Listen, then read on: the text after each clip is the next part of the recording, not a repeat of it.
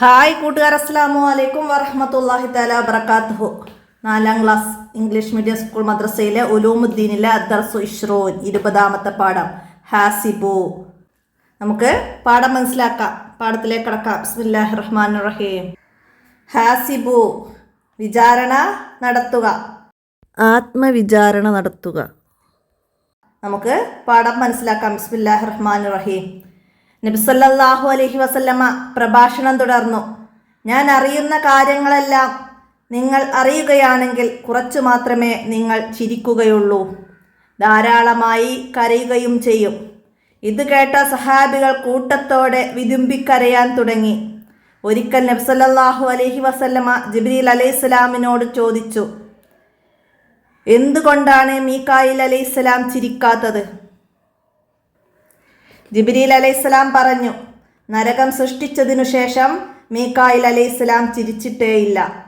അപ്പോൾ നരകം സൃഷ്ടിച്ചതിനു ശേഷം ചിരിച്ചിട്ടേയില്ല. ആരാണ്? മീകായിൽ അലൈഹിസ്സലാം.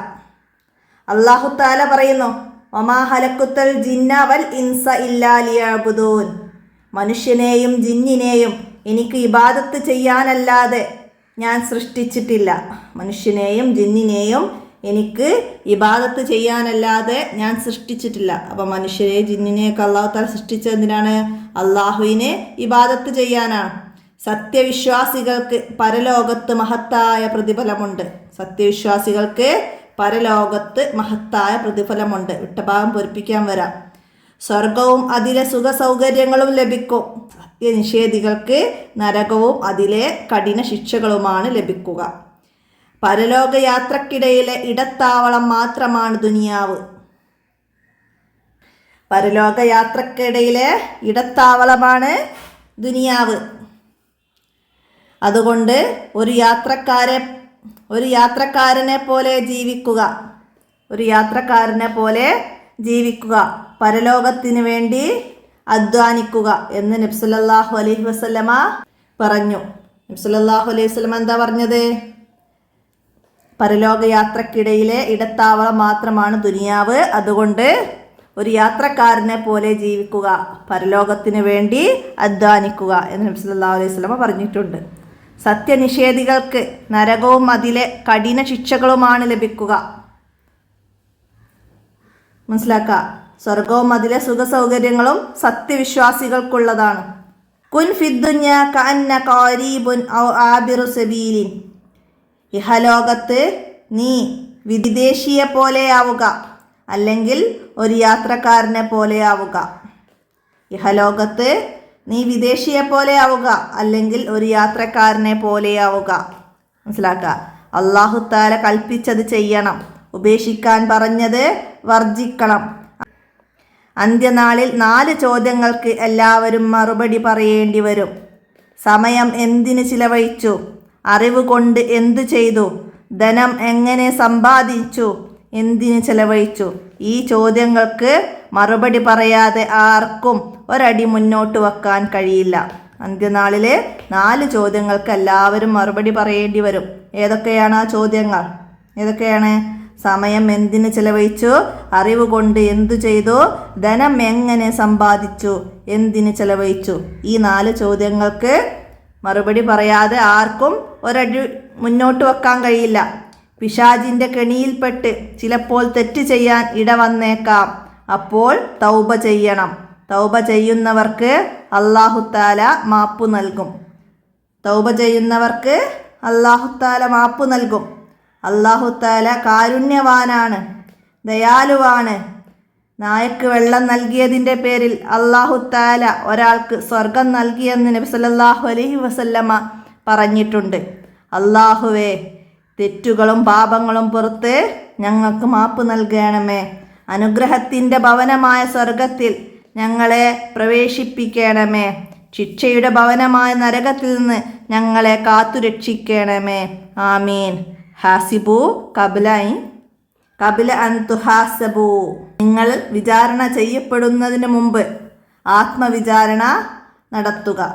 നിങ്ങൾ വിചാരണ ചെയ്യപ്പെടുന്നതിന് മുമ്പ് ആത്മവിചാരണ നടത്തുക.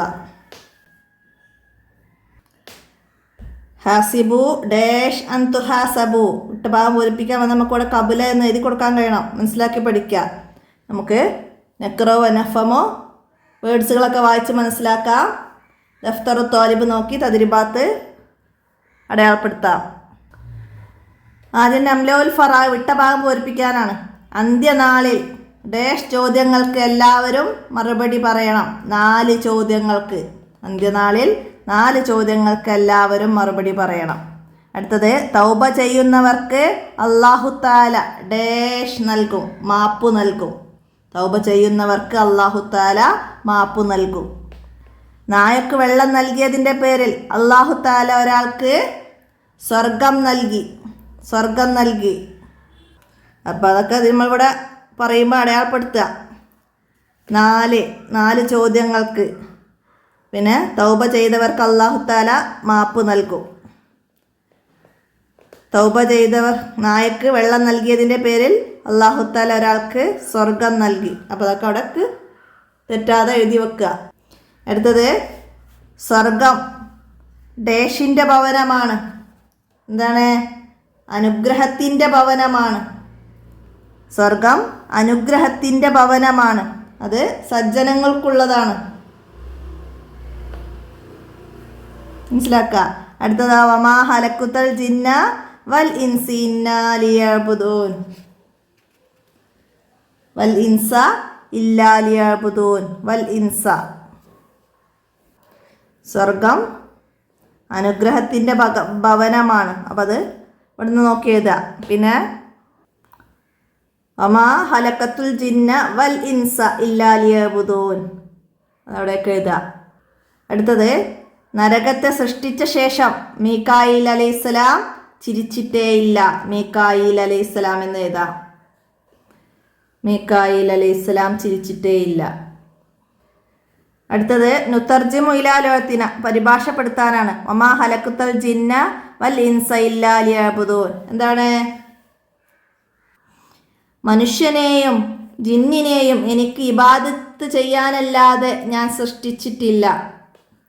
മനുഷ്യനെയും ജിന്നിനെയും എനിക്ക് ഇബാദത്ത് ചെയ്യാനല്ലാതെ ഞാൻ സൃഷ്ടിച്ചിട്ടില്ല. അതിൻ്റെ സാരം എഴുതുക. അടുത്തത് ലൗ തഅലമൂന മാ അഅലമു ലളഹിഖ്തും ഖലീലൻ വലബഖൈതും കസീറ. എന്താണ്? ഞാൻ അറിയുന്ന കാര്യങ്ങൾ നിങ്ങൾ അറിയുകയാണെങ്കിൽ കുറച്ചു മാത്രമേ നിങ്ങൾ ചിരിക്കുകയുള്ളൂ. ഞാൻ അറിയുന്ന കാര്യങ്ങൾ നിങ്ങൾ അറിയുകയാണെങ്കിൽ കുറച്ചു മാത്രമേ നിങ്ങൾ ചിരിക്കുകയുള്ളൂ. അടുത്തത് കുൻ ഫിദ്ദുന്യ കഅന്ന ഖരീബുൻ അവാബിറും സബീലി. എന്താണ്? ഇഹലോകത്ത് നീ വിദേശിയെ പോലെയാവുക അല്ലെങ്കിൽ ഒരു യാത്രക്കാരനെ പോലെയാവുക. ഇഹലോകത്ത് നീ വിദേശിയെ പോലെയാവുക അല്ലെങ്കിൽ ഒരു യാത്രക്കാരനെ പോലെയാവുക. അതൊക്കെ ചോദ്യമായിട്ട് വരാം. നീ ഒരു വിദേശിയെ പോലെയാവുക അല്ലെങ്കിൽ ഒരു യാത്രക്കാരനെ പോലെയാവുക. എവിടെ? ഇഹലോകത്ത്. മനസ്സിലാക്കി എഴുതുക. അടുത്ത ഇനി ന്യായീബ് അറബി എഴുതണം. സ്വർഗം എന്നതിൻ്റെ അറബി ജന്ന. ജന്ന എന്ന് എഴുതാം. നരകം എന്ന് പറഞ്ഞാൽ നാറ്. നരകം എന്ന് പറഞ്ഞാൽ നാറ്. കരഞ്ഞു എന്നതിൻ്റെ അറബി എന്താണ്? കരഞ്ഞു എന്ന് പറഞ്ഞാൽ ബക്ക. ചിരിച്ചു എന്നതിൻ്റെ ലൊഹിക്ക. മനുഷ്യൻ എന്ന് പറഞ്ഞാൽ ഇൻസാൻ. സൃഷ്ടിച്ചു എന്ന് പറഞ്ഞാൽ ഹലക്ക. യാത്രക്കാരൻ എന്ന് പറഞ്ഞാൽ ആബിറുൻ സബീൽ. യാത്രക്കാരൻ ആബിറുൻ സബീൽ. വിദേശി എന്ന് പറഞ്ഞാൽ അരീബ്. വിദേശി എന്ന് പറഞ്ഞാൽ അരീബ് എന്ന് പറഞ്ഞാലാണ് വിദേശി. അടുത്ത ലോകം ദുന്യാവ്. ഇഹലോകം എന്നതിൻ്റെ ദുന്യാവ്. അടുത്തത് പരലോകം ആഹിറം. പരലോകം എന്ന് പറഞ്ഞാൽ ആഹിറം. അപ്പോൾ അതൊക്കെ മനസ്സിലാക്കാൻ നിങ്ങളുടെ നക്റ വനഫമ ഭാഗത്ത് ചില വേർഡ്സുകളൊക്കെ അവിടെ ഉണ്ട്. അപ്പോൾ അതിന് നോക്കിയിട്ട് തെറ്റില്ലാതെ എഴുതുക. ബാക്കിയൊക്കെ മനസ്സിലാക്കി എഴുതുക. അടുത്ത നുജിബ് ചോദ്യങ്ങൾക്ക് ഉത്തരം എഴുതാനാണ്. സത്യവിശ്വാസികൾക്ക് പരലോകത്ത് ലഭിക്കുന്ന പ്രതിഫലം എന്ത്? എന്താണ് സത്യവിശ്വാസികൾക്ക് പരലോകത്ത് ലഭിക്കുന്നത്? സത്യവിശ്വാസികൾക്ക് സ്വർഗവും അതിലെ സുഖസൗകര്യങ്ങളും ലഭിക്കും. സ്വർഗവും അതിലെ സുഖസൗകര്യങ്ങളും ലഭിക്കും. മനസ്സിലാക്കുക. അടുത്തത് ഇഹലോകവും പരലോകവും തമ്മിലുള്ള ബന്ധമെന്ത്? എന്താണ് ഇഹലോകവും പരലോകവും തമ്മിലുള്ള ബന്ധം? പരലോക യാത്രക്കിടയിലെ ഇടത്താവളം മാത്രമാണ് ദുനിയാവ്. അതാണ് ഇഹലോകം. പരലോക യാത്രക്കിടയിലെ ഇടത്താവളം മാത്രമാണ് ഇഹലോകം. അപ്പോൾ ഇവിടെ ദുനിയാവ് എന്നുള്ള ഇഹലോകം എന്ന് എഴുതാം. അപ്പോൾ പരലോകവും ഇഹലോകവും തമ്മിലുള്ള ബന്ധം മനസ്സിലാക്കുക. അതിൽ ഇടയിലുള്ള ഒരിടത്താവളം മാത്രമാണ് ഇഹലോകം. മനസ്സിലാക്കുക. അടുത്തെന്താണ്? സഹാബികൾ കൂട്ടത്തോടെ വിതുമ്പിക്കരയാൻ കാരണം എന്തായിരുന്നു എന്നാ. അപ്പോൾ അത് എന്താ? നബി സല്ലല്ലാഹു അലൈഹി വസല്ലമ പറഞ്ഞു, ഞാൻ അറിയുന്ന കാര്യങ്ങൾ നിങ്ങൾ അറിയുകയാണെങ്കിൽ കുറച്ചു മാത്രമേ നിങ്ങൾ ചിരിക്കുകയുള്ളൂ, ധാരാളമായി കരയുകയും ചെയ്യും. ഇത് കേട്ടപ്പോഴാണ് സഹാബികൾ കൂട്ടത്തോടെ വിതുമ്പിക്കരയാൻ തുടങ്ങിയത്. അപ്പം അത് ഇവിടുന്നിട്ട് ഇതുവരെ മനസ്സിലാക്കിയതാ. അടുത്തത് പാപങ്ങൾ ചെയ്താൽ അവ പൊറുപ്പിക്കാനുള്ള മാർഗമെന്ത്? എന്താണ്? പാപങ്ങൾ ചെയ്താൽ അവ പൊറുപ്പിക്കാൻ തൗബ ചെയ്യണം. തൗബ ചെയ്യുന്നവർക്ക് അല്ലാഹു തആല മാപ്പ് നൽകും. മനസ്സിലാക്കുക. പാപങ്ങൾ പൊറുക്കാൻ തൗബ ചെയ്യണം. തൗബ ചെയ്യുന്നവർക്ക് അല്ലാഹു തആല മാപ്പ് നൽകും. അപ്പോൾ അവിടെ ഫസ്റ്റ് അങ്ങനെ എഴുതുക, എന്നിട്ട് ഇവിടുന്ന് അങ്ങോട്ട് ബാക്കി എഴുതുക. അടുത്തത് അല്ലാഹു തആല വലിയ കാരുണ്യവാനാണ്. അവൻ്റെ കാരുണ്യത്തിന് ഒരു ഉദാഹരണം എഴുതുക. എന്തായിരുന്നു പറഞ്ഞത്?